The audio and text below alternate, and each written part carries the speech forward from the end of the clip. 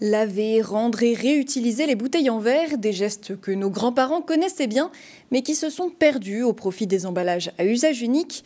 La Bretagne fait partie des 4 départements qui intègrent dès ce jeudi une expérimentation nationale de la consigne à l'initiative du groupe Citeo. Alors, la consigne fait-elle son grand retour en Bretagne? C'est notre focus de ce jeudi 13 juin. Bonjour à tous, bonjour à toutes et bienvenue dans votre rendez-vous d'actualité bretonne.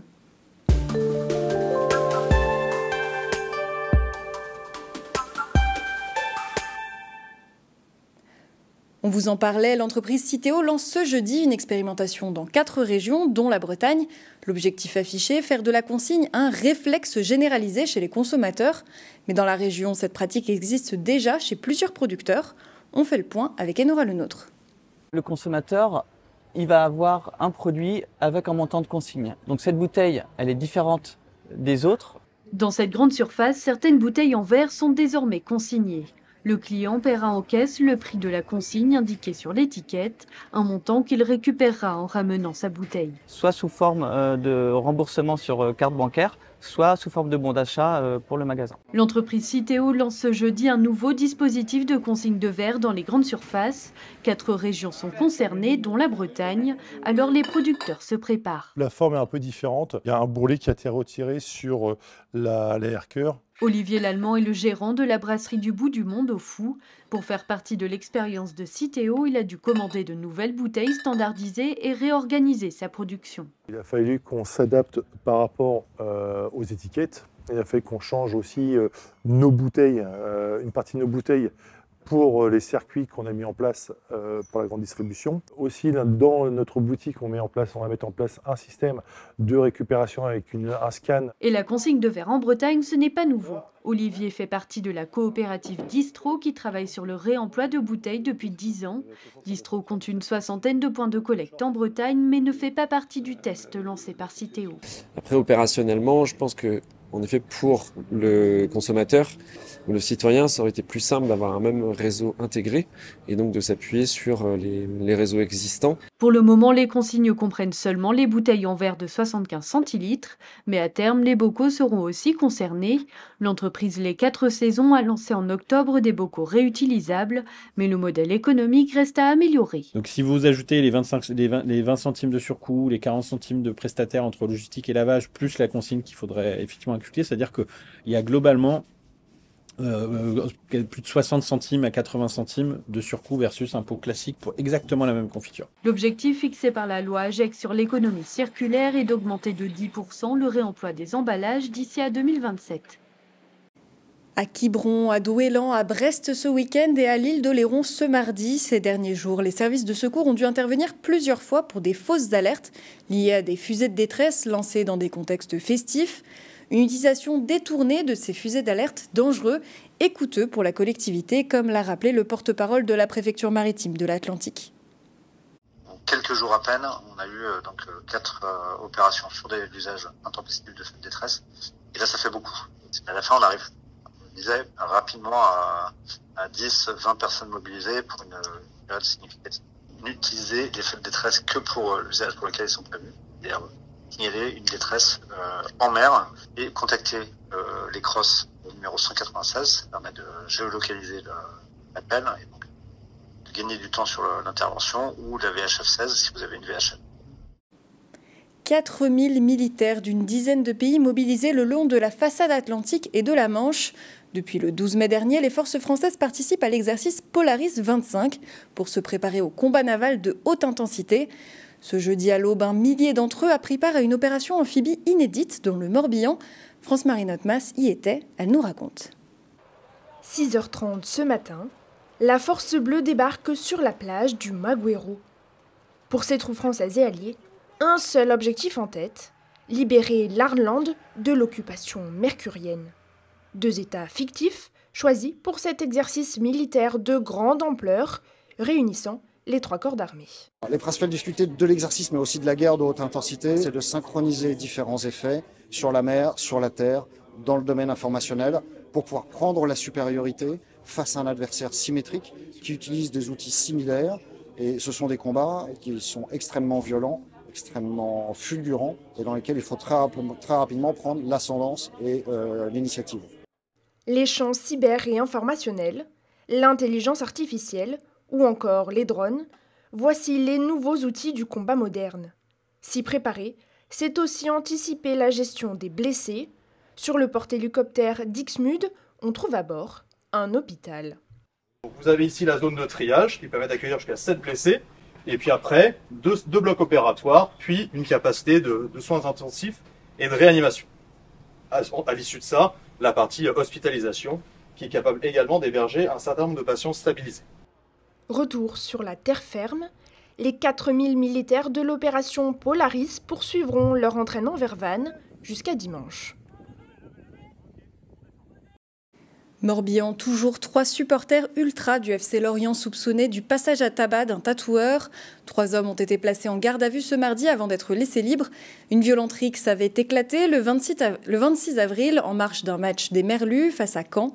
Le groupe des ultras relativise l'épisode et parle d'une bagarre de fin de soirée qui a mal tourné. Le quinquagénaire, quant à lui, évoque un lynchage organisé qui l'a laissé avec une double fracture du nez et une paralysie de la pommette. Et retour dans le Finistère, comment l'intelligence artificielle peut-elle servir les territoires ruraux ? La ministre chargée de la ruralité, Françoise Gatel, était en déplacement à la manufacture des tabacs de Morlaix ce jeudi, à l'occasion des rencontres techniques des pôles territoriaux et des pays. L'occasion de vulgariser et de mettre en commun les connaissances autour de l'IA. On l'écoute au micro d'Adrien Paquet.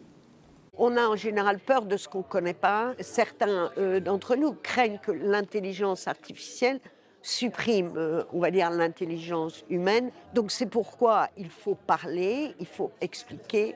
Je donnais des exemples de collectivités qui, grâce à l'intelligence artificielle, ont pu gérer une station d'épuration où vous traitez les eaux usées d'une manière extrêmement performante parce qu'il y a un diagnostic d'éventuelles fragilités et de risques qui permettent d'intervenir pour réparer très rapidement.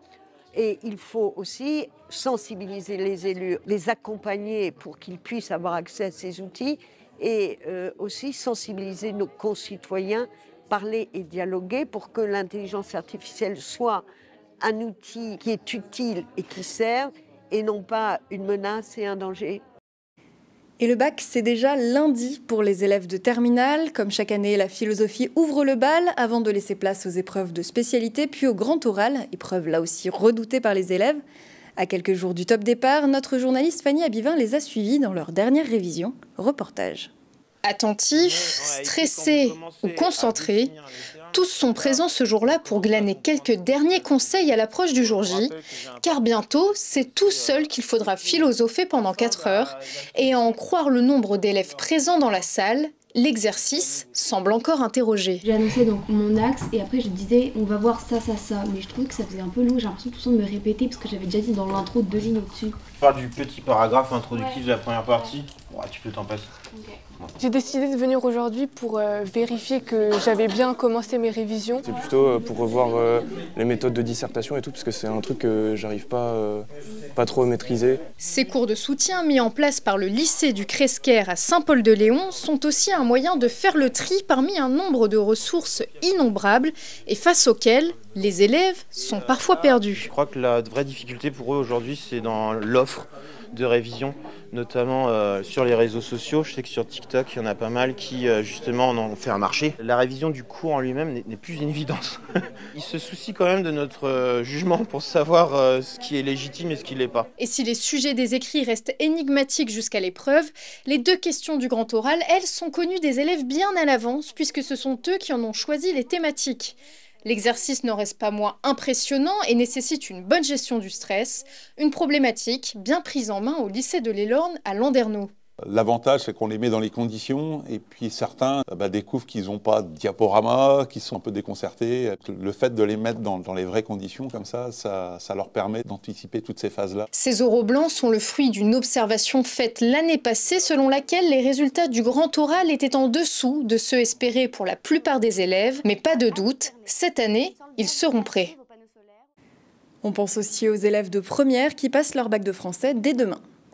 Et un élément majeur du patrimoine religieux breton sauvé de la dégradation par le mécénat, le retable de l'enclos paroissial des Comana dans les Monts d'Arrée va recevoir 800 000 € pour sa restauration par la Société patrimoniale de la famille Pinault. Attendue depuis une dizaine d'années, cette restauration s'inscrit dans un projet plus global de réhabilitation du patrimoine dans le département. Et à présent, rénover un vieux bateau pour faire le tour de l'Atlantique, c'est le projet de 2 amis à Saint-Pabu au nord de Brest. Ils ont créé l'association Cap Atlantique pour réaliser des missions humanitaires, éducatives et environnementales. Louane Le Roland est allée à leur rencontre. Ponçage, dernier coup de peinture et installation d'une nouvelle coque. Au chantier naval de Saint-Pabu, Louis et Bastien s'activent depuis plusieurs mois pour rafraîchir leur bateau. On a tout à apprendre, plomberie, mécanique, électricité. Le plus dur, c'est de se dire que chaque chose qu'on touche potentiellement va avoir une incidence sur notre voyage. De Brest au Cap-Vert, en passant par les Açores, ils ont 1 an pour parcourir 20 000 km à la voile. À bord, ils seront accompagnés de Manon Ledour, dentiste. Son objectif, informer 750 enfants à la bonne hygiène dentaire. Une autre cause leur tient également à cœur, l'écologie. La semaine dernière, au port de Brest, en 1 heure, on a vu 2 personnes jeter leur mégot dans l'eau ou dans le trottoir, et un mégot, c'est 500 litres d'eau polluée. Donc c'est important pour nous de refaire une éducation pour les enfants, mais aussi les adultes.